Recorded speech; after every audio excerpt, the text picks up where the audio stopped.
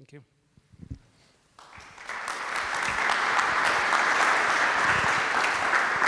Thank you. Good evening.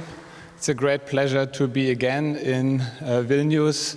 I started to actually come regularly to Vilnius since, I think, 2014. And I'm very glad this time to also with the Arts Academy. And between Francisco and myself, we agreed that I will start first because I have a rather confined, small presentation, which is about very basic, fundamental solutions. And then we venture into something more ephemeral and fantastical, about 700 slides. And we have a lot of time, maybe until midnight. So I thought I go first. And yes, I would like to talk about not so much about my office of MEKADO, but more, even though it is born out of the work of MEKADO and is a work of MEKADO, but we have ventured into a terrain which I think as an architect is quite interesting, which I thought very often about to design a product and to bring it to the market. And we decided, or myself and the team, to venture into the area of micromobility and mobility, which we believe is a very important topic in our transformation of the city and cities in general. And we found out that actually designing larger structures for micromobility have their own challenge, and then bringing them to the market, it's an entire story in itself. So what I would like to talk about the topic, as mentioned, about micromobility. For those who don't maybe know what means micromobility, but you are using it probably sometimes, are these famous scooters, but mostly also about bicycles, cargo bikes, and also basically mostly twos, four-wheelers, three-wheelers, electrified, non-electrified, basically everything which is, let's say, not a car or a big vehicle. So vehicles which are more, I would say, accustomed and suitable for urban transformation. And for those, we actually need space in a city, and therefore I would like to highlight and talk more also about the potential of urban spaces. But before we start, I would like to talk a little bit about some challenges, just to throw some numbers in the room. These are specifically for Germany. 260,000 are actually stolen bikes annually per year in Germany. And this is only, I would say, the tip of the iceberg, because these are the official numbers. That means if people have a stolen bike and they don't go to the police and register it, they are not accounted for. So this is an enormous number. These numbers come from insurances. Basically, people have insured their bikes. But that also means that this is actually the damage per year of these stolen bikes, 140 million euros just in Germany alone, stolen bikes per year. That means, again, this is probably the tip of the iceberg. And people who actually cycle every day to work and have a nice bike probably have their bike stolen and realize that this is not only financially an issue, but it's also painful because you need it very often for commuting. You might have a family, you have to break your kids to school with a bike, and if it's stolen, you might have to wait some time until the insurance pays. And that's another number which is rather interesting, also was new for myself. This is actually by now more than 50% of all sold bikes in Germany, but in Europe the numbers are quite similar, by now e-bikes. That means so the electrification of the bicycle market is very strong and it's growing. That means this number will grow in the future. And for e-bikes we have not only other, basically we need only other requirements, but also e-bikes in general are more expensive. On average, a bicycle costs 800 euros if I buy more or less a nice bike, but an e-bike costs me 3,000, 4,000, 5,000 euros. So that means if an e-bike is stolen, that's even more a problem than a normal bike, and it's even more an incentive maybe for thieves to steal an e-bike. But nevertheless, the market is growing. And what is quite interesting is also that actually people who use an e-bike, they use it more for commuting larger distances. That means that with an e-bike I can easily cycle 10, 15 kilometers to work. and I don't have to sweat so much. It's easier, it's more comfortable. Also more on the kind of, if people are not so strong, older people, etc., who's more comfortable to use e-bikes. E-bikes used to also be a bit more, not really trendy, more geriatric. Old people used to cycle e-bikes, but by now we can see an enormous shift. This is, for example, Dance from Berlin. It's super cool. Everyone wants to cycle and to use it. The young generation are using it. They're cool bikes. And then, again, the e-scooters, you know them also here from Vilnius. But this is a typical situation you see in many cities. If you're cycling, doesn't have to be e-bike, a normal bike as well. If you arrive somewhere, you have to look for a lamppost, you have to look for a fence or a tree. And if you're unlucky, you arrive at night, you might have to compete with the remains of a dog. And so there's never space or enough space for bicycles. And therefore, we think there's a need for secure parking and charging because these e-bikes, they also need to be charged, which is very important. And maybe people carry the bike into their flat. If you live on the 3rd floor, e-bike is quite heavy, maybe 15, 20 kilos. It's not so easy to carry up. That means also some of the bikes you can take the battery out. Here, for example, but that means also very often you have the batteries then lined up, for example, in the office, in the hallway. There's definitely an issue of that batteries can catch fire, and maybe not so often. So that means it's actually not so ideal to keep them in the office or in your private house, and most people don't have a nice garage to keep the bikes. So that's only about the space, but also we need to have secure parking. And the second topic is that in general the cities, and you see, for example, Copenhagen, Amsterdam, Paris is a very good example. They are in the full transformation of their urban environment towards a new mobility, and we have to adapt for these mobility needs in the city. And you can see here, for example, on the left side is a counting station in the center of Berlin. At the end of the day, it's 3,000 bikes, and this is actually a low number. Usually that's about 4,000 or 5,000 bikes per day passing this station. I think it's an enormous number, and there is a huge need for infrastructure, for facilities, but most cities actually don't provide these infrastructures. Yeah, and most or many cities are actually not adapting to mobility needs. I still can remember in Vilnius, but this is really in other cities as well, there's a cycle lane coming towards a lamppost, and then they're painting the cycle lane around the lamppost, and then it stops. But you see that in other cities as well. I've been recently also, for example, in Athens, beautiful city, but I would call Athens the anti-city. Because if you're there, you don't even have to be there in summer, 45 degrees, no trees, no pavements, or the pavement is half a meter, and only cars. I will come to that. And we are actually in cities coming towards, I would say, a tipping point with increased vulnerability of cities. That's a typical picture of flooding in Berlin. These situations will happen more often in cities. That means cities are vulnerable. And also, I just talked about, this is a picture of Athens. There's absolutely zero greenery. I mean, here, there's a bit of a tree coming out, but that's really not the issue.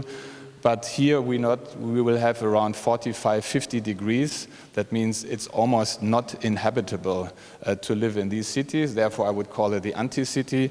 The city has very poor infrastructure in terms of public transportation. Since the Olympics, it became much better. But this is only one example. We recently also went to Bucharest, similar issues. Basically, everyone wants to have a car, and this is not about being anti-car. But I have the feeling very often our car usage in cities is a bit kind of a drunken or an addict. You know, you want to have always more and bigger. So it's about kind of, we have to become onto a diet of, I would say, the car. And therefore, I would like to talk about the areas of potential in the cities. And what we want to achieve in the end are livable cities. And in order to achieve that, we need to have a fair distribution of land. And there it becomes actually quite interesting. Here is a comparison of space distribution between, on the left side you can see the car when it is actually moving, because you have to calculate that a car, if it's driving, needs to also brake and needs space to brake, and therefore a car in movement, 50 kilometers, needs around 140 square meters. A car parked needs around 20 square meters, public transport with 50 passengers, 7 square meters, a cycling when it's moving, 5, 2 when it's parked, and pedestrians. And I think it's an enormous, I would say, unfair distribution of space within the city. And here it's another graph quite similar. You can see that this is in no way somehow in balance. And the reason I'm highlighting to that is not only about that people are moving with cars, but it's also about the parked cars. Usually people using their cars only for maybe 10, 15, 20 minutes per day. They're using it alone. The majority, I would say 95% of the time, a car is only parked. It's actually immobile. And if we want to go toward the 15-minute city, that means a city of short distances, that we have streets for people rather than for cars, we need to rethink what parking spaces actually can be. And this is a very interesting, they call it the curbside strategy from London. Lambeth Council has developed this curbside strategy looking into, they call it the curbside, is actually the parking area of streets. And they have developed the healthy street approach, looking into developing a new approach to the spatial distribution. That means it's not against cars, it's not anti-car, but it's basically less cars. And they actually achieve that by providing more public transport facilities, shared car facilities, and also reduce the dominance from the motor vehicle. Then they reduce in the same time also the danger of fewer casualties. The people want to go more on the street. And if you feel safer on the street, you also start cycling and using other modes of transport. And basically by this modal shift, you close the loop and you reduce actually the amount of individual car transportation. They have developed a scheme, for example, the priority 1 is the enabling accessibility and active travel. That means people should be able to use, also if they are not mobile, to use the public space, also to create place for people, also to increase the resilience to climate change, talking about the heat island effect, the water retention, the water runoff, because we have both. We have the heat and we have the water. And then also, in general, reduce traffic and emissions from transport. That means the car is a great invention. I have to use it myself, but I think we have to think about how we're going to use it less. And then comes really the increased resilience to climate change. We have to think about how we can green and make greener the open space. And sometimes we have maybe a metro underground, we have infrastructure, so we have to think about different planting regimes, about facades, and here's also about creating spaces for people. On the left corner is a great example of Berlin. This used to be a streetscape where everyone was driving through, motorbikes, cars, was full of cars, and they have changed the scheme. They have removed all the cars and then have also taken the existing tarmac off and made it greener and make the space for people. These are also a typical street when it's closed to make parties for kids. Also here in Athens, very beautiful, you know, a space for people. Everyone meets in the evening, and it's a space for people rather than for cars. And in the same time, we need to be mobile, but we have to promote healthy mobility. That means the topic of last mile, you know, like delivery doesn't have to be a big car. This, for example, my cargo bike, you know, you can really move heavy equipment from A to B without using a car. But then coming towards also, again, to the cycling. Or here, we need to really carry out pilot projects to test how we can change space. This is a nice example. This is in Milan, before and after, transforming the space for people. This is also Milan.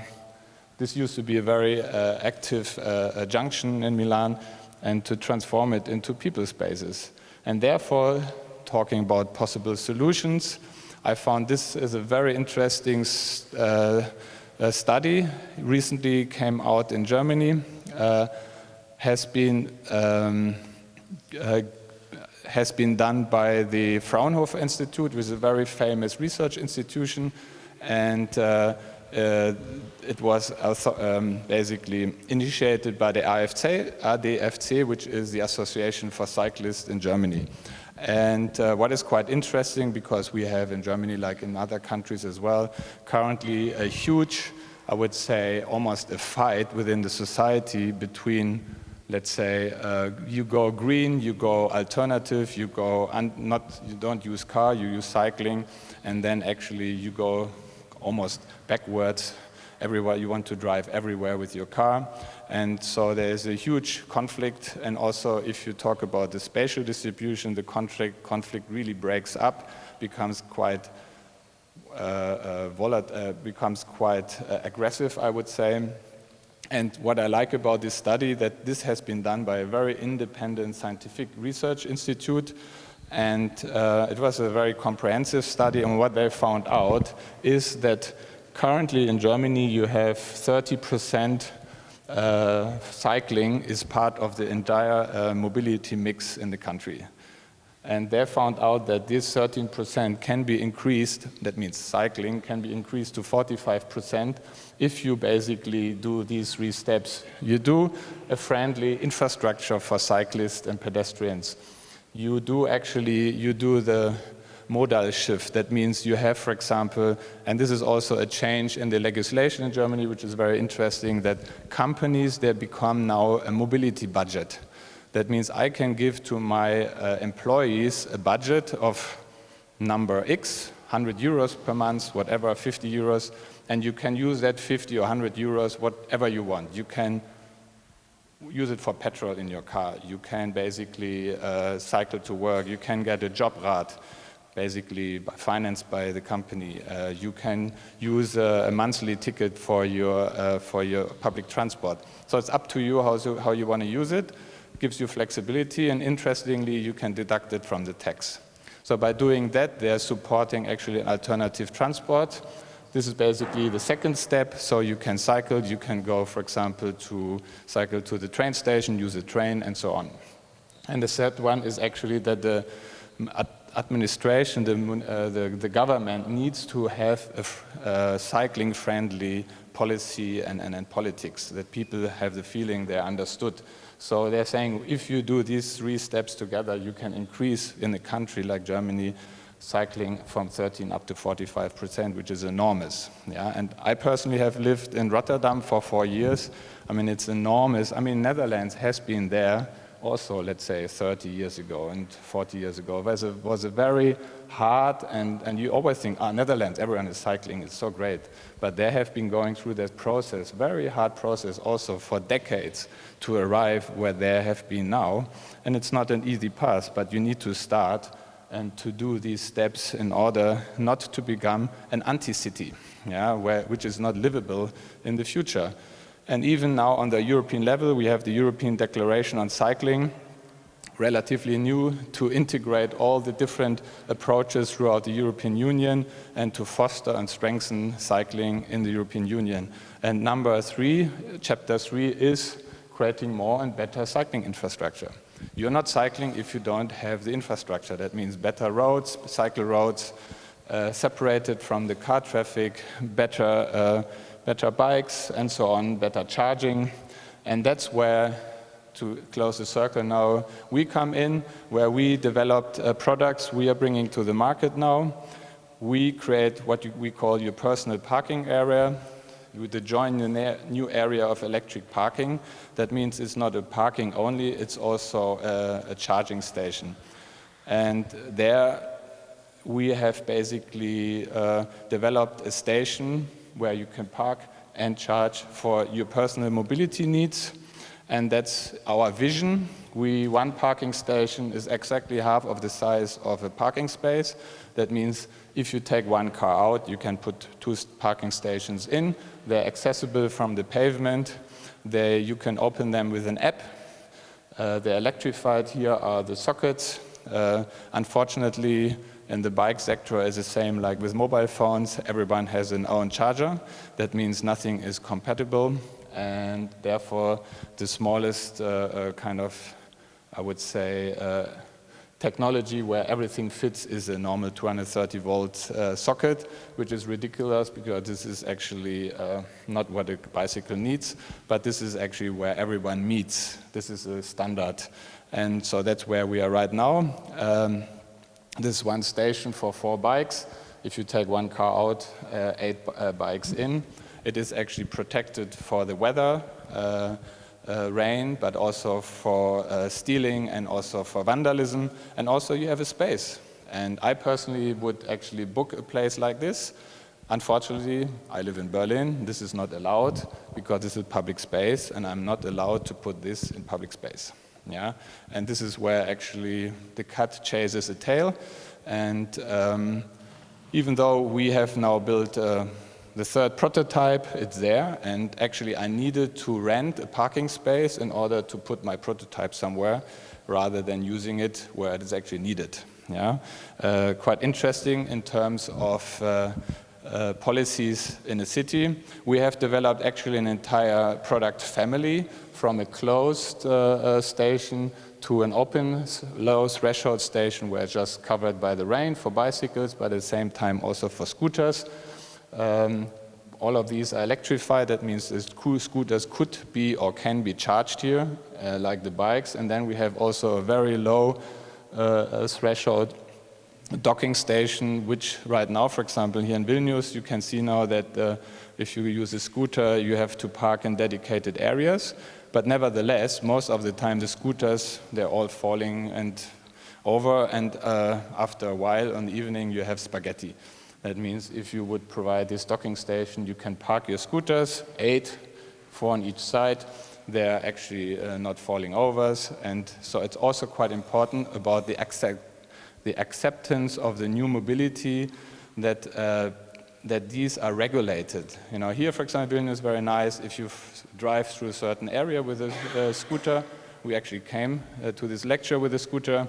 You have to, automatically of geofencing, the speed is reduced. I think the geofencing is a very precise mechanism to control and regulate how actually the parking is functioned. And I think if you have an infrastructure where you actually can dock it and it's not falling over and it's not a spaghetti, I think it's very useful. Once more, this is actually to open and to close. We have developed the prototype with a solar panel on the back, off-grid, with battery, with a transformer, etc.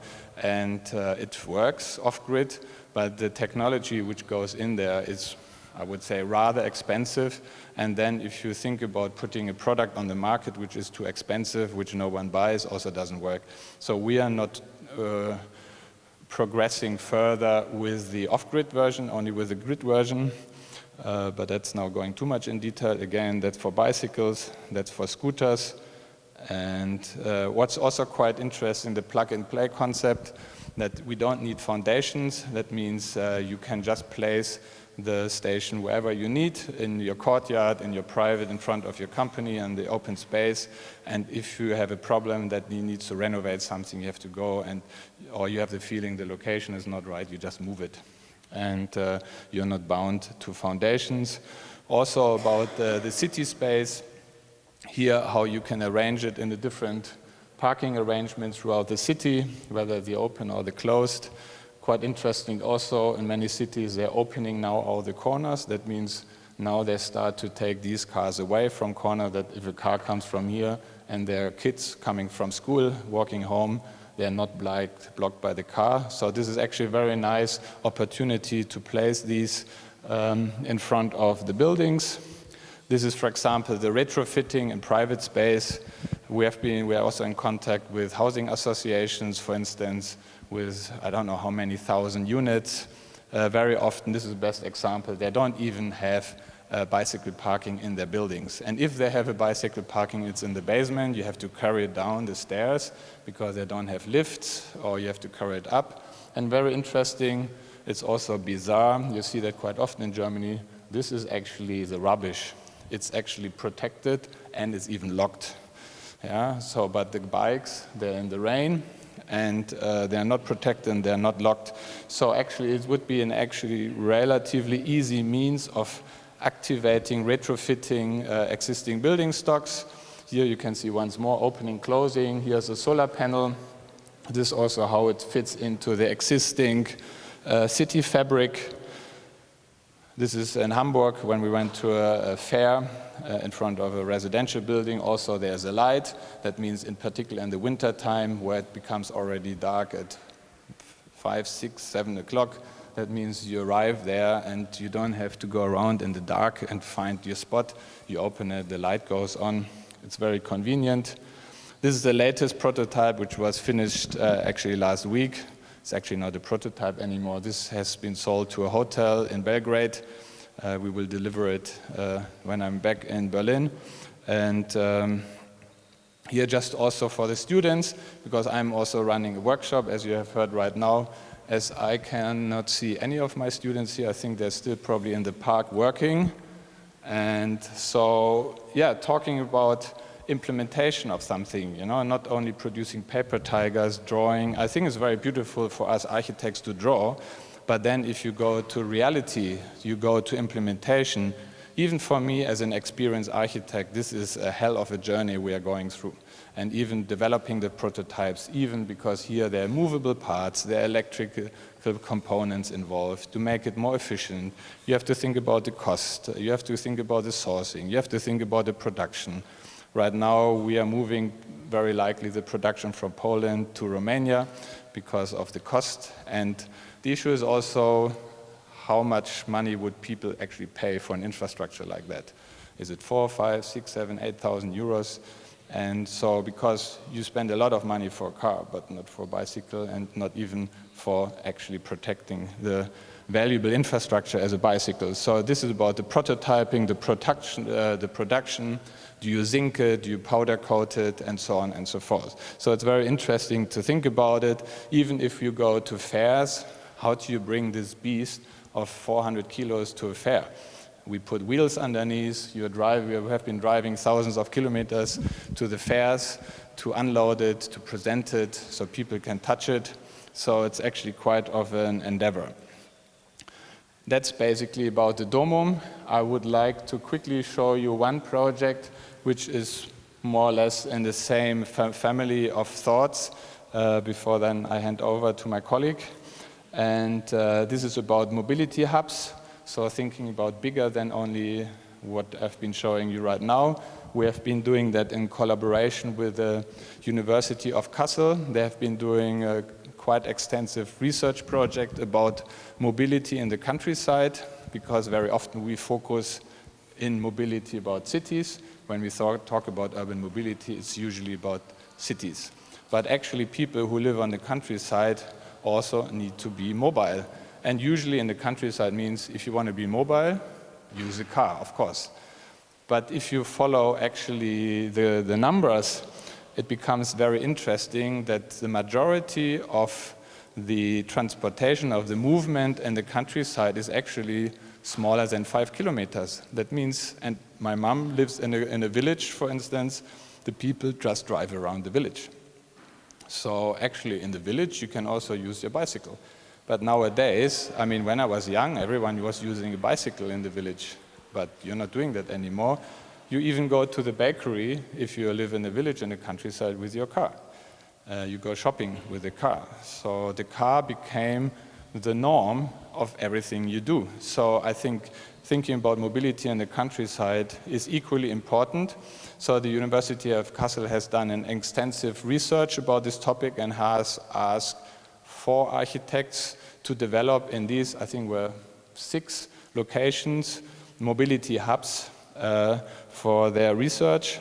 And what's interesting, they wanted to have, and that was a requirement, they want to have a social function, a secondary social function within the mobility hub.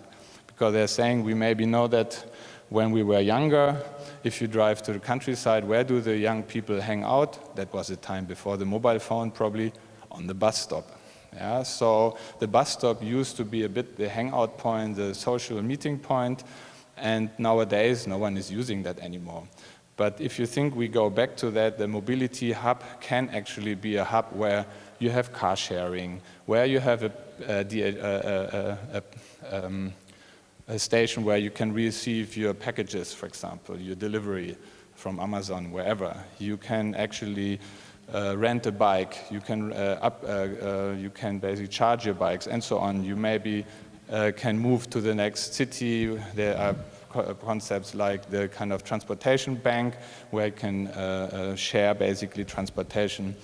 And this was in one village where this building was actually abandoned, and they wanted to develop this large mobility hub where the bus stops, where there are supermarkets next by, so it's almost a bit like a honeypot. And we thought that actually a youth club was missing in the area, and we developed also a youth club there, and in a playful way also have an outdoor gym next to a mobility hub. Here, for example, a parkit station, you can sit, you can wait for the bus, and you can strengthen your muscle. This one was just in the historic center of a small village. We thought that actually can be in the same time a marketplace for the neighborhood, a meeting spot. For example, here you can do a little farmer's market, or you sell your products. You can do a little flea market. You can do, in the evening, maybe show movies, and have a kind of gathering of the family, of the community. So it actually can be a mobility station with a community space in the same time. Why not? This was another village where the station was very close to a park. So we extended the station into a park and had also an outdoor kitchen, because very often if you have kids, you have a kid's birthday, what do you want to do? I mean, maybe you do a bit of barbecue, you cook, and you spill out the program into the open space, and to use it as an outdoor kitchen at the same time as a mobility hub. That's also an image of that with an outdoor kitchen. And the last one, I think here, the street vending. It was a very small village, just almost along one street. But what was typical for that village, there was a big farm with organic produce. People go there and buy the products. So why not extending it to the street? For people who actually know the Balkans and Eastern Europe, people actually always sell their products on the street. You know, driving through Eastern Europe, it's actually normal. You know, so why not having that as a stable function, also as part of a mobility station, that you have a small vending spot where you can buy your honey, your other fruits, whatever you want. So this is also another image. And this was the Maxi, the big one, when you maybe come to a next sub-center, maybe with 50,000 people, where there's a mobility hub.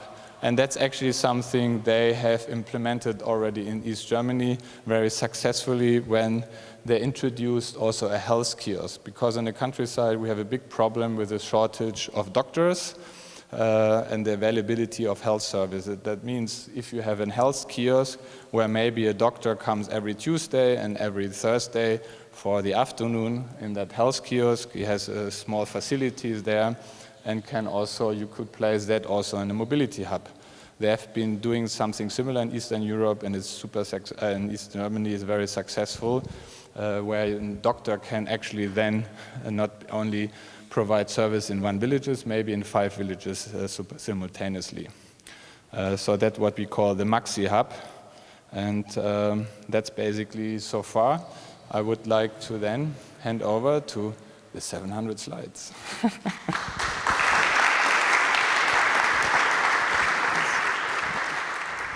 Thank you. It's a pleasure to be here. It's my first time. I'm very impressed with this city and the people. I really love it. I wish you invite me a lot more times. Well, I will give you a little bit of context to my work. It's not only my work; it's the work of these 4 people. It's Matilde, that's me, and this craftsman people who I work with for a long time. This is I was living in the Netherlands for a few years, and then when I moved to Portugal, I thought I would never get a commission for architecture. So well, we got some people asking to make some art things, and well, this was our first exhibition where we basically made a power plant where people were invited to use this toilet. And from this toilet, we would get the gas to heat the water and feed a cooker for people to cook. This was our very first action we had in Portugal. And then we had another project that was really interesting. I love to bring it. I found this picture lately. I was working with earth building, so I thought, well, I'll never get commissions as an architect, so I'll start building with earth. And my first idea was to make baby crimps out of earth, and we went testing these crimps with babies, and we found out that that's something quite incredible. When a baby is in this kind of a egg, it's a big egg crimp, they would calm down, and we saw this happening so many times. It's something that you can't quite explain. Well, we had a lot of time, so free, so I went out with a friend of mine, my ex-partner, a business partner, Pedro, and we went collecting earth samples all throughout the country. I wanted to know what the resources we had in Portugal for earth building. So we built a large collection of samples.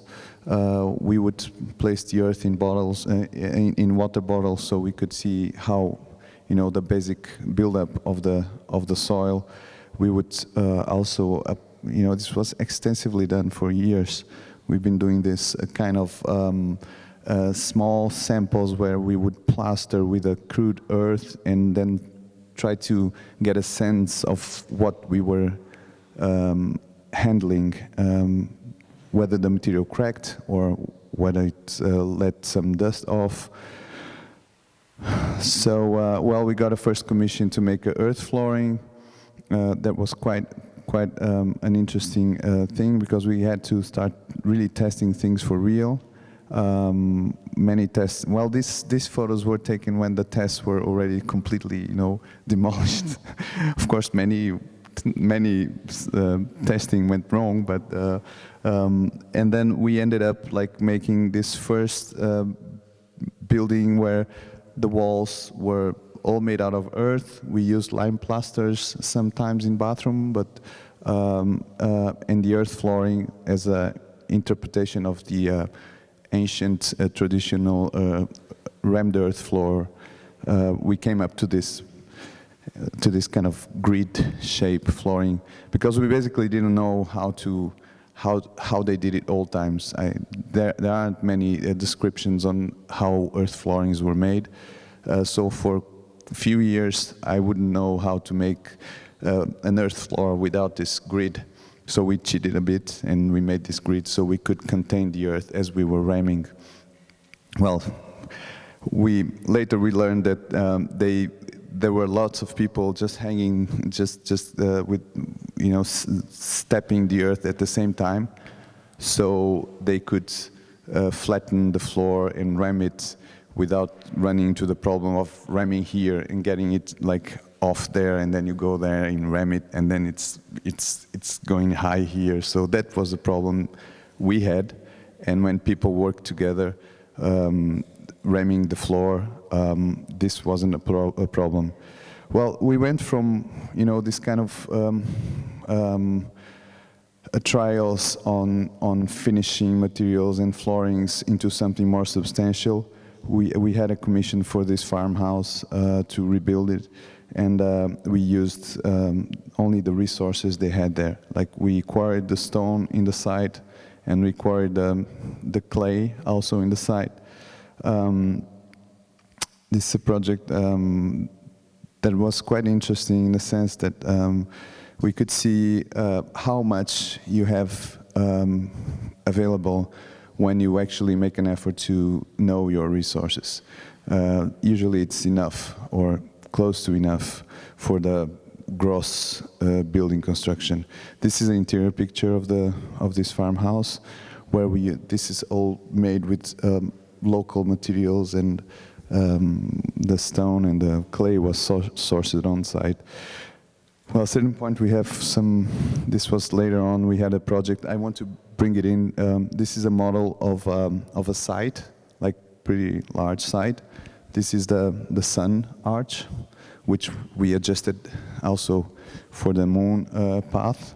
This is the model where we mapped the geological resources into the model, because it was commissioned for a hotel, which was not actually built, because we told our clients we thought it was a good idea not to build it. So it was a very nice project. We, just to show you that this earth research was, it was sort of expanding in applications and tools. This is the typical model we build. These are not models; these are actually small buildings. So we manufacture the bricks and the roof tiles. And the reason for this is not just romantic thing of making models like puppet houses, but it's basically it's in my company we design and build. And so the building director, so the technical the person that is responsible on site for pursuing the building jobs, he really needs to know the logistics of how to build. And I usually had young people with me, so even for small buildings or large buildings, the technical director, which was an architect, is usually an architect. We made large-scale models, so he would get a sense of the logistics. Building for me is mostly a question of logistics. It's not so much how to fix stuff together, because that's been reviewed and that's been solved in the project. It's mostly about how things come into place in an orderly manner. So these kind of models were very helpful. And this is an example. When we went on researching with earth building, we went, of course, into compressed earth blocks. Then a museum asked us to bring something to their museum, and we thought we would bring an arch, a catenary arch made out of compressed earth blocks. This is when you pour the earth into a hydraulic press or manual press, but we do it with hydraulic press. You get a very sturdy, very fine material that for reasons we not bring into this presentation. It's not taking the markets, though it's a very available material, cheap material. It's like easy to build with. So we proposed to make a catenary arch. So this is a prototype. We were testing the strength of the arch in a very basic way, just loading the arch with bricks and checking how it collapsed. This was, demolishing things is the best way to learn how to build, because you see, in a glimpse like of 2-3 days, for instance, in a building demolition, you see everything. So I love demolitions, and well, this was the final constructions. You can still see here I don't know how to call this piece. It's something that you take out once the arch is in place. It's kind of a cofragem formwork. Of course, we got some support from laboratories, but which help us to take this compressed earth building, which was completely absent in the north of Portugal. The earth in the north of Portugal is very hard to compact, because we have a lot of granite sediment, and that's really hard to compact. So we took this as a challenge, and so following the arch experiment, then we went, setting our own production of blocks to make a house. There were plenty of learnings in this process. Also, for the first time, we went into sheep's wool. sheep wool, which is an amazing material, and just for bureaucratic reasons or bad legislation, it doesn't get into the market very expressively. It's really a shame. Well, and this kind of aroused my curiosity on proteins, on natural proteins. So we got very fast into beeswax. We had to set our own hives because we wanted to harvest a particular kind of beeswax, which was propolis, and that's very expensive. It's taken by the pharmaceutical industry on a gram basis. They pay a lot of money. So it's been used by builders for ages, and so we wanted to have access to it. We started our own hives, and we made other more original hives. This kind of a sarcophagus hive was, beehive was kind of a proposal for a museum. It was rejected. Yeah. Well, and then we started to use the different kinds of waxes and oils and resins, and to bring it into the architecture, walls, ceilings, bricks, finishing materials mostly. This is stained glass with beeswax, and it all came together in this one building.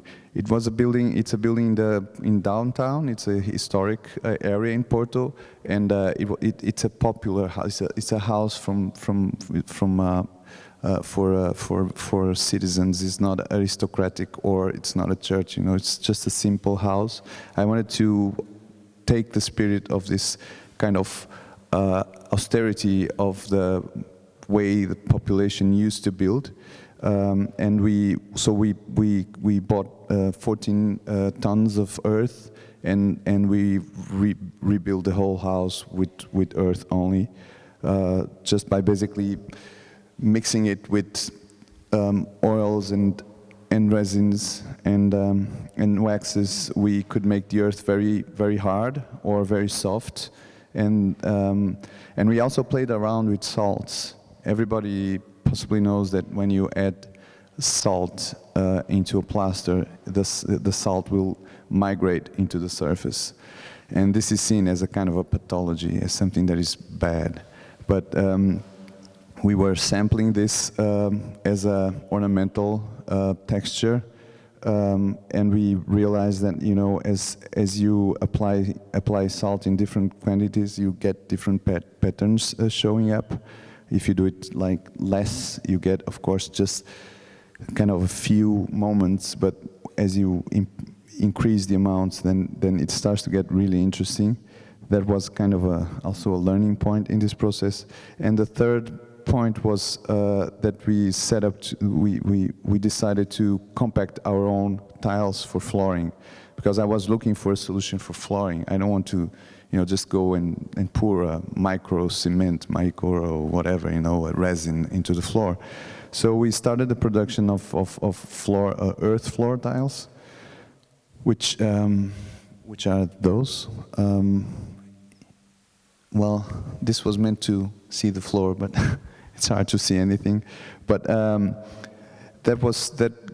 that went really well, and it passed the test of time. It's still there. It's been like 7 years over, and so it gave us a lot of clues for other explorations. I'll show you soon. Well, of course, using wood into the construction is always an issue. We all want to use wood, but the problem is where to source it. So what we did is a scheme where we tag our trees, like trees from private owners, and it's like we book them for future use. So we pay them in advance, so the trees are ours, and we know when we need a specific wood. We have our own trees, so we harvest them, and we use that wood for building.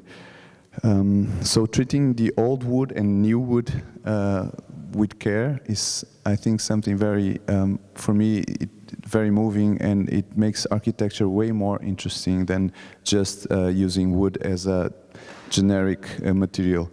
This is what this guy is doing. He's keeping the old walls, and then as you go into the wood universe, you end up, you know, inevitably you go to, you get into reeds, into plants that are very used to, very much, that are very comfortable with water.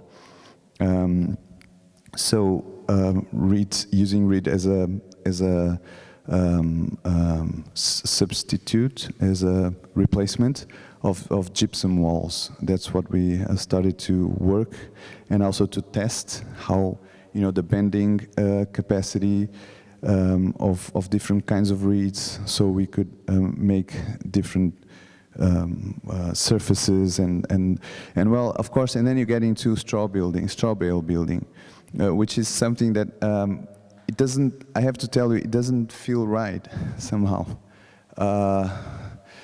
Because buildings have regulations, and if you don't comply with regulations, you're just too much, you know, marginalized. So we have to look for materials that really comply with major regulations, including fire and seismic regulations. So building with straw and building with earth is always difficult. Earth has a problem with thermal questions, straw has a problem with seismic constraints, and so I was looking for a material that could respond to this equation, and well, we set to some hemp fields.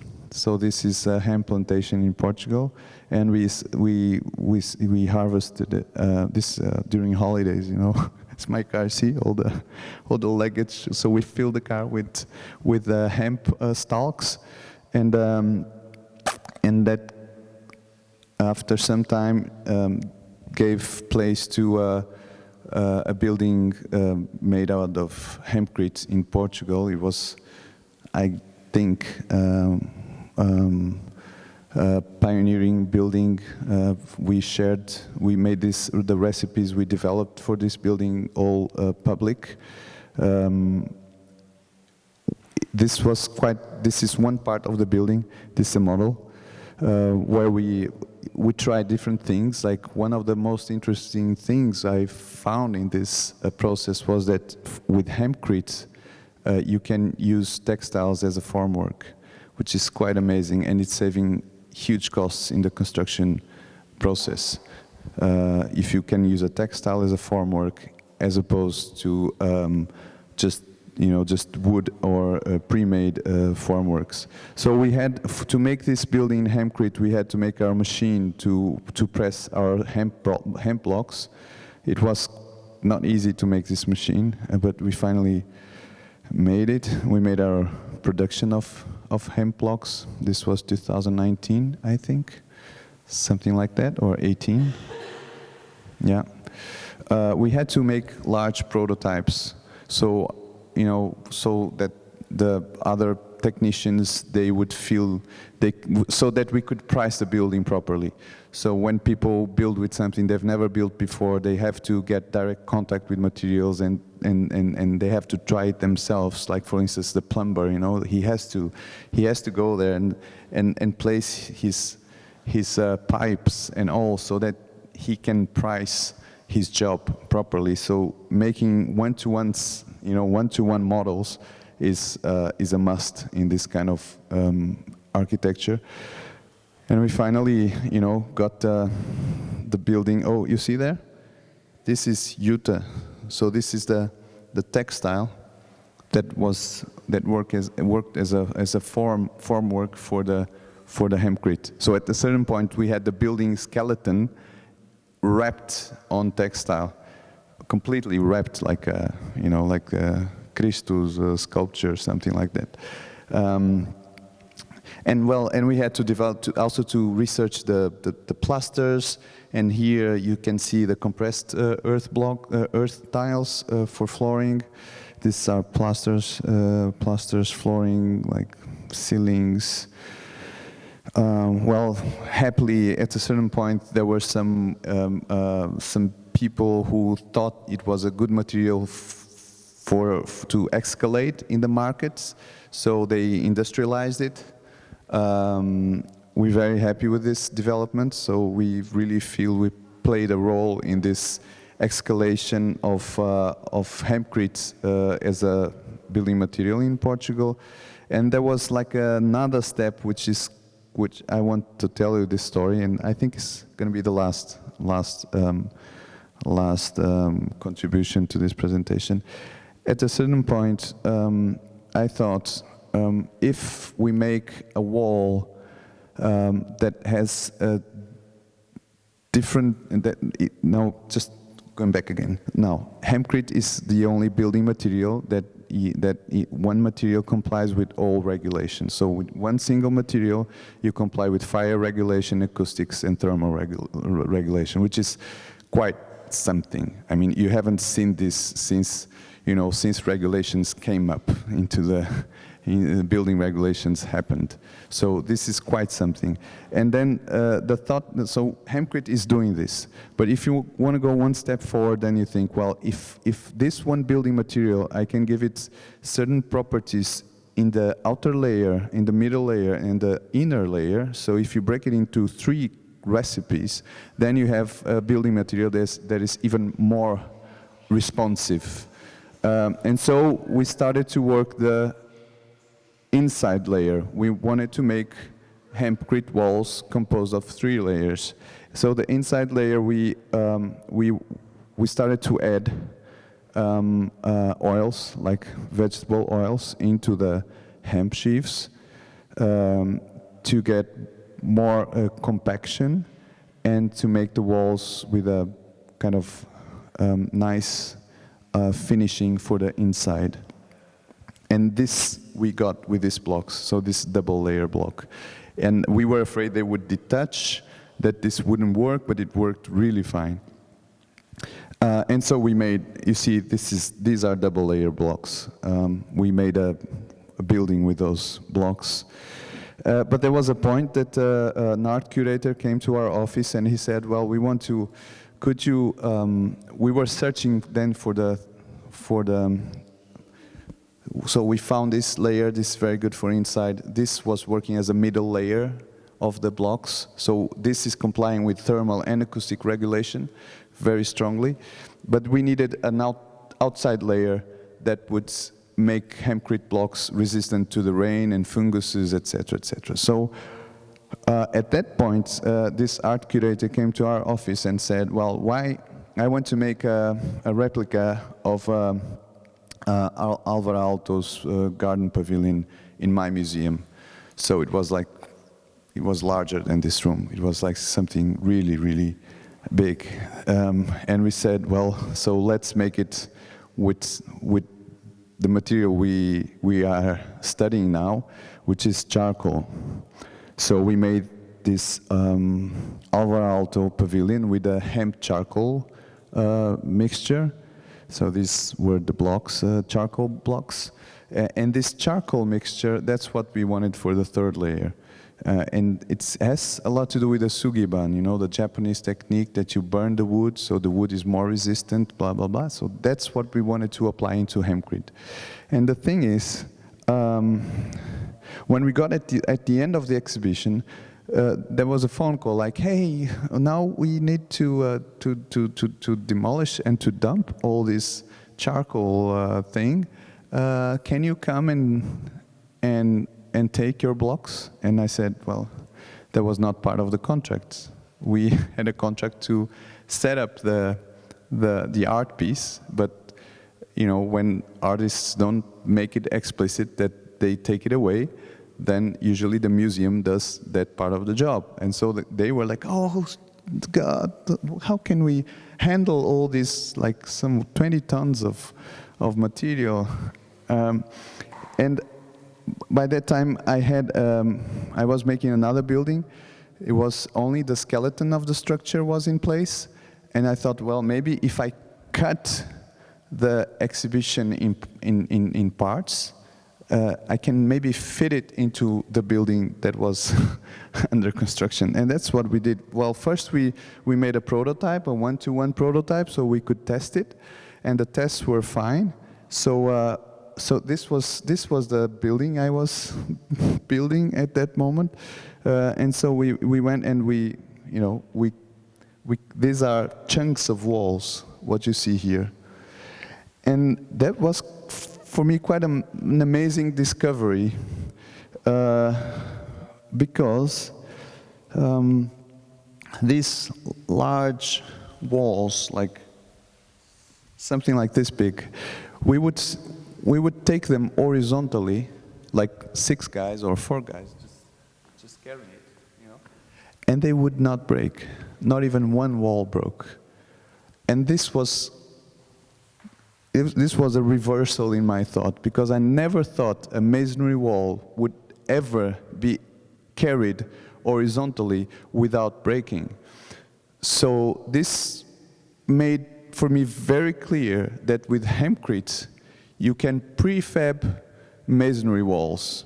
So you can have a factory that is making the blocks, like the one I've shown to you, Canhamor, and then they can just prefab the walls according to the sheet from the from the architect's measurements. They can just prefab it and take it and plug it into place, because hempcrete is so lightweight, and other things that makes this possible. So this was quite something, and I was amazed by the charcoal. We found lots of crazy things with charcoal, including the fact that charcoal is the surface of charcoal takes negative or positive ions, and that is something very special. And I was completely charcoalized, charcoalic. When the Venice Biennale exhibition came, and then we made a reinterpretation of a machine that was used during Second World War to make the tanks move in the fields without need for fuel. Actually, this machine was a fuel, and it was wood-based. So this was used by the Russians.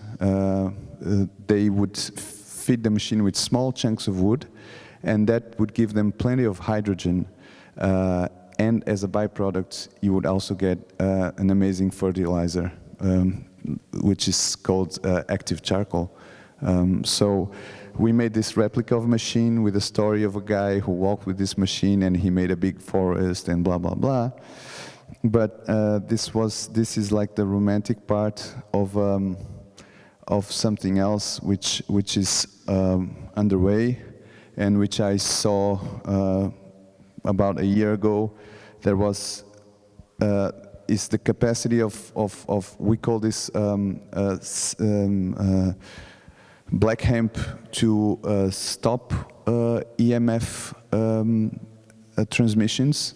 So if we made a box of this black hemp and we tested it with an emitter inside the box, and we have a measurer outside the box, and the emissions are messed up, which is really interesting, because then you can imagine you have like a maternity house, or like you can have a room in your house that is completely EMF free, no pollution from electromagnetic fields.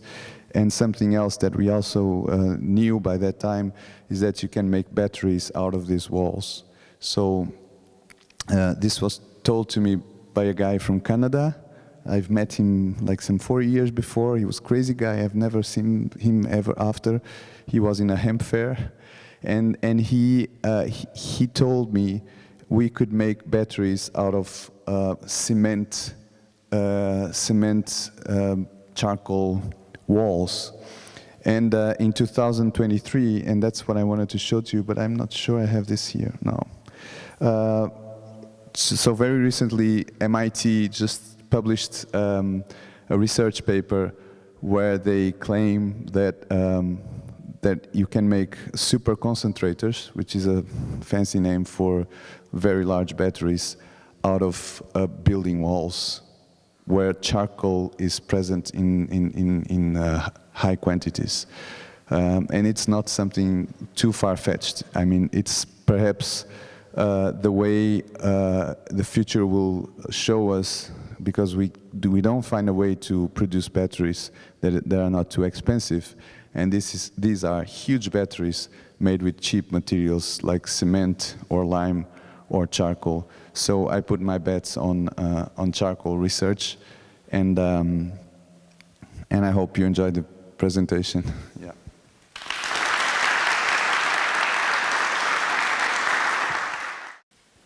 Thanks a lot for two very interesting presentations. I just perhaps wanted to kind of try maybe and very briefly kind of project maybe in relation to the context that we are here today as an event of part of Department of Interior Design. So I kind of found in both of your work this sort of kind of design being used as some sort of catalyst for a change somehow. You put forward something and you kind of actually both are reclaiming very simple things, you know, like, you know, having a bike in the street, which is a common sense for such a big, you know, for such a long time, you know, but somehow there's no space because all the other spaces, you know, somehow kind of occupied by moving cars and, you know, all the other things. And then there's this legislation that would force you to rent a car park in order for you to install, you know, some of bike parking spaces. And the same kind of through your, you know, trying to reclaim what we already have in a sense of materials that, again, as you say, it's kind of almost impossible to use it, although it's apparently like super green, low energy infrastructure, which we could, you know, kind of much cheaper use it, but actually, you know, legislatively, you know, that's somehow, you know, impossible because of all the kind of paperwork and certification and the amounts of money that needs to be poured in that, which in the end kind of, you know, ends up being this sort of mass-produced products of plastic, kind of easy solutions, which are of course certified because they're, you know, and then we somehow go away. But I kind of see both of you, you know, putting in the world the solutions, you know, through design, through kind of passionate attention to how things looks, what they bring, and that somehow also becomes part of, you know, imaginary of the future of how it could be. So I think that's kind of just wanted to mention perhaps this in the context of these events which are taking place, especially for students who are coming to study, you know, design and such, that that's actually one of the things that design does. It sort of brings the scenarios, brings the solutions, you know, not necessarily when they're asked to do something like to solve some problem, but also as some sort of projection to the kind of solutions that are required, especially today. I mean, we've seen the images of flooding cities and, you know, heat islands and so on, and I think both of your projects respond to that. So I don't know if you want to respond to this, or I also would ask you maybe to very briefly could you talk like very briefly about the workshops that you're doing here in Vilnius and maybe how that relates to your interest in what you do? I mean, it's quite interesting that you mention it. For me, it's a bit venturing into the unknown, even though it's so simple and it's known. It's maybe a kind of doesn't make sense. But if I look at your work and my work, it's they're simple elements, simple things, and in English they're saying the low-hanging fruit. You know, it's like if you want to transform the way we live and the city works and materials work and the closed-loop integrated systems. It all has been there before. I mean, you know, it's like, but we forgot about it. So we are venturing into the unknown despite everything is known. It's a bit bizarre. And that's one element. And the other is also, as an architecture office, very often you tend to draw something up and then you do execution and drawings, and then you do basically the tendering process, and then you almost give it away. Yeah, and then sometimes you go every couple of days or a couple of weeks on site and you test it. So there is always in our profession, whether interior design, architecture and so on, this kind of relation with the execution, but it's a bit kind of far off what I can see, and I'm really impressed what you guys are doing, that building it yourself, hands-on, one-to-one samples. We somehow, with our prototyping, we do the same. And in the beginning, I always thought, yeah, you just do a steel structure. We have been doing steel before, and I mean, it's easy, but it's not, you know. And so, therefore, this venturing into the unknown, and then just to close it off with the workshops. I've been always trying in my workshops, not only here in Vilnius, somehow to bring the students to this notion of venturing into the unknown, to be curious about it and to really do things with their own hand. And it's really different whether you have done it or not. For example, today we have been handling these massive stones. We got support by Grinder with a big crane coming, but nevertheless we had to handle them and to see how difficult it is to handle these equipment. And then very often students later on, architects that come on site, you know, how can you do this? Can I move it over there? And why don't you do this? Yeah, it's not so easy. So to get the feeling of material, of the complexity, how they work together, and I think that's the beauty of it. And it's not easy, but we have to get into the process of testing, I think. Yeah. Yeah, I totally agree with you. The way I would describe it is that if architects claim the position of builders, because they can do this, architects can build, and we have all the information that is important for building. So we are just this much from building. It's a small gap. I think we can empower our actions a lot, because when the one that conceives a certain building or structure or whatever is the one that builds it, it's very hard to stop this process. And the building sector is full of gates, full of checkpoints, which makes this project kind of sloppy and, you know, very inconvenient and very unfruitful. So if we claim, and that's what I tried to do in this workshop, you know, that students understand that designing and building are parts of our mastery, and we have to feed that. And by feeding this, we might change something in the world a lot easier than just designing and letting others do and build and whatever, because that's when all the troubles come and we have to be there to fix them. So we better build ourselves. It's, you know, just what Slavis was saying with Slavis words. And we had a song for you. We prepared it. No. Yesterday we had a very nice dinner together.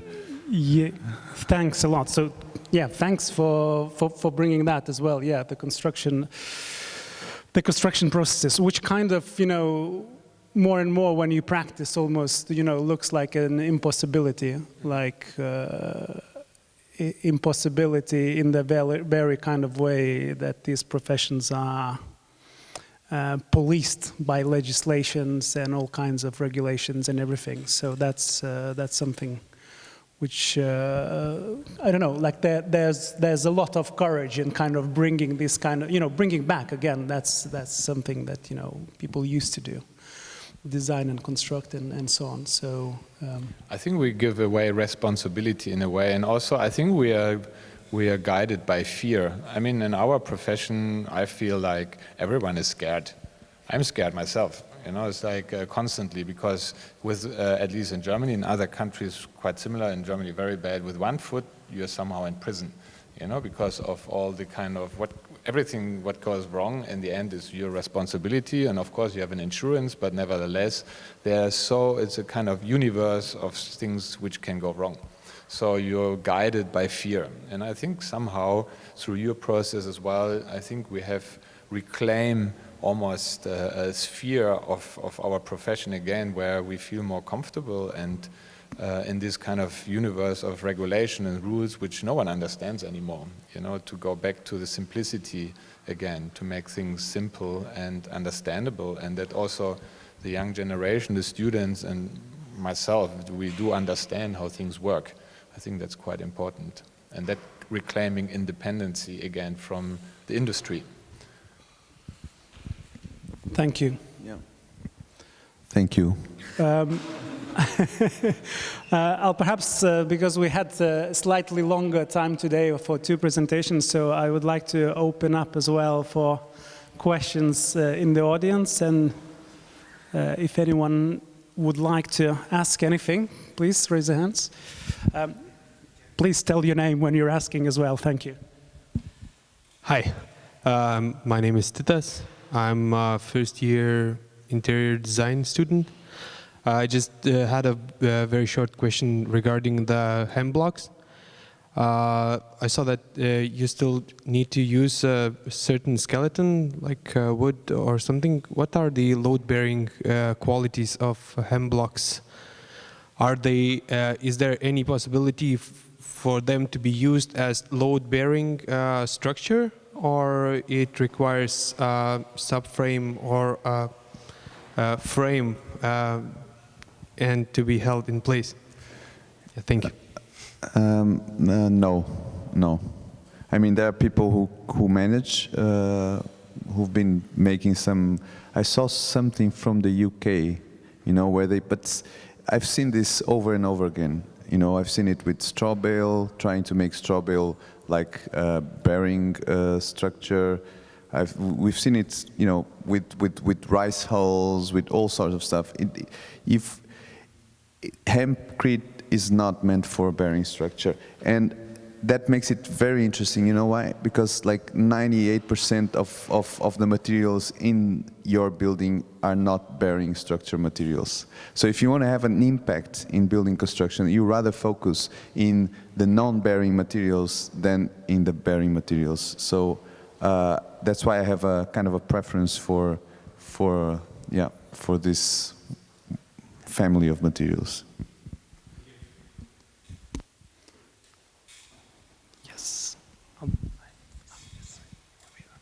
Hi, I'm Brecht. I was very much triggered by the image of the trees. There was this kind of little metal thing around it. I was curious what it was, but I was more curious how it works. That you can reserve trees at a person that grows trees for building industry, for a building that you are not yet designing and that is in the future. How does that work? That works with this kind of trees. These are Acacia australis. It's an invasive tree, which people, you know, they have a hard time to control the trees, but they are really nice for building construction, especially if they're matured. So when the tree trunk reaches a certain point that is like really, really nice, fine wood. So what we did, we went to people who were, you know, planning to chop the trees off. And we said, well, let's keep them. And when the steel plate reaches a certain level, that's kind of a measurement. People would call us. They're ready. Yeah, it's like they're ready. And so it works this way. And you can offer, you know, your clients to pay for new trees, like autochthon trees, which people do because it's very cheap. So it's kind of a cycle that works. I mean, it could be expanded in different ways, but it works. Nice alternative business model for tree, a nice alternative business model for tree growth and tree production or wood production. Yeah. Hello, my name's Amy. I'm formulating the question while I'm sitting here, but first of all, thank you for your presentations and also I think the scale in which you're working is interesting in a way. Yours is very personal with these personal homes or personal requests, and then yours is more on a urban scale. A question I have is, what we're asking for are really cultural shifts.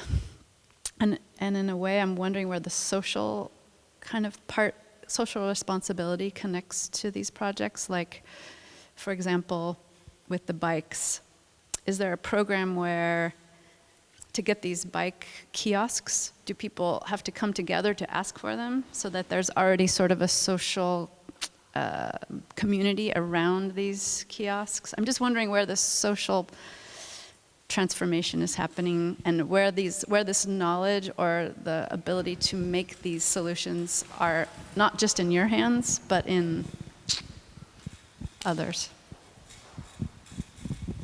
I think in the end it's also a behavioral change. I think the transformation is to change things the way we did them before and to change. And one thing I would like also, and I come back to that topic once more to talk, because we are also here in the interior design department.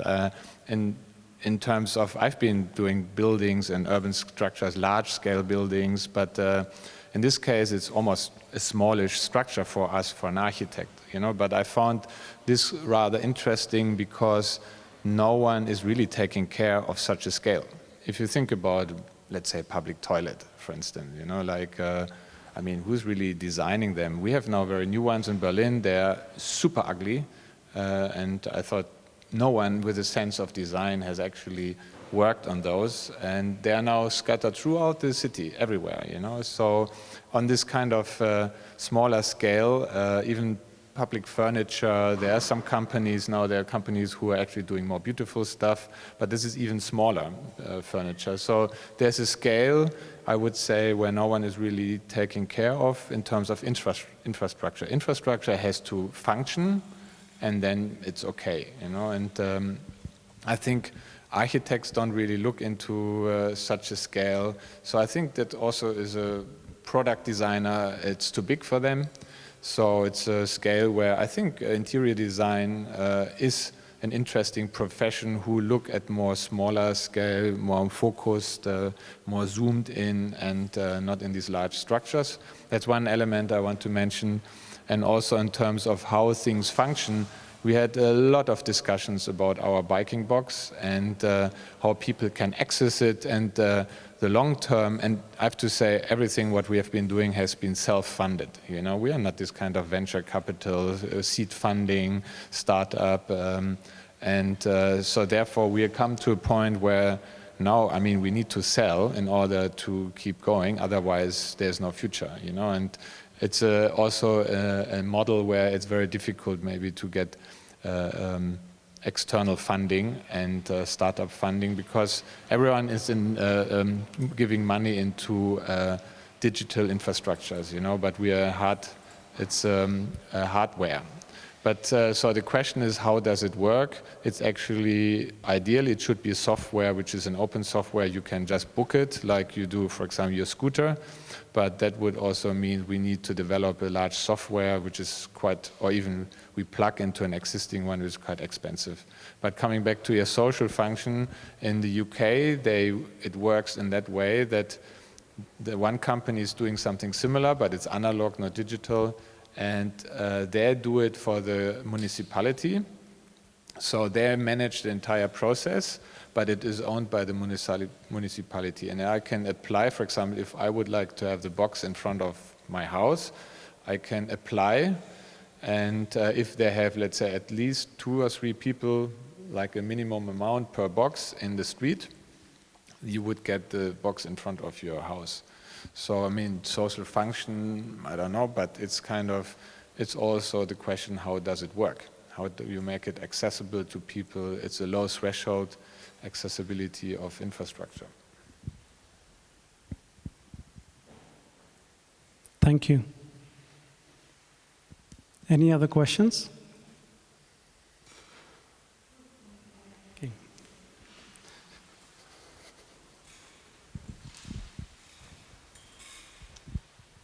Thank you very much for your presentations. It was very interesting, very nice. And coming back to the topic of those charcoal blocks,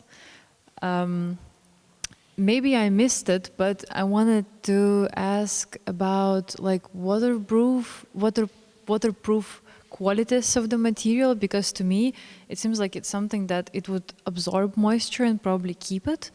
And how, even if it's compressed, I imagine it is not compressed to the point that it's like, but maybe it is, I'm not sure. Just maybe if you could give a comment about waterproofing.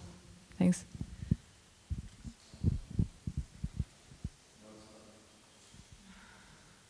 It's not waterproof. It's not. The question, you know, hemp is, the part of hemp we use is the wood, is the inside of the plant.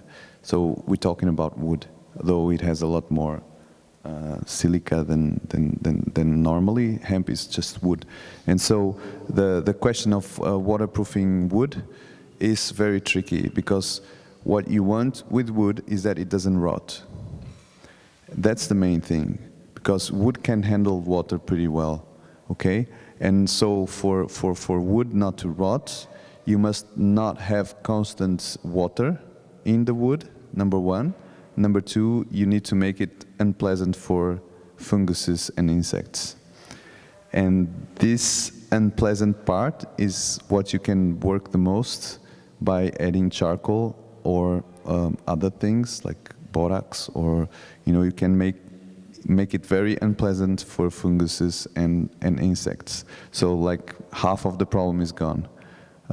That's how far I can go with it without adding waterproofing binders, which is an easy way to go. Like if you add resins or sorts of cements, you could make it waterproof, yes. But the way I work, it's not. Thank you. Thank you, Slavis and Francisco. I think it's a good time to close it. Thanks for very interesting conversations and presentations today. So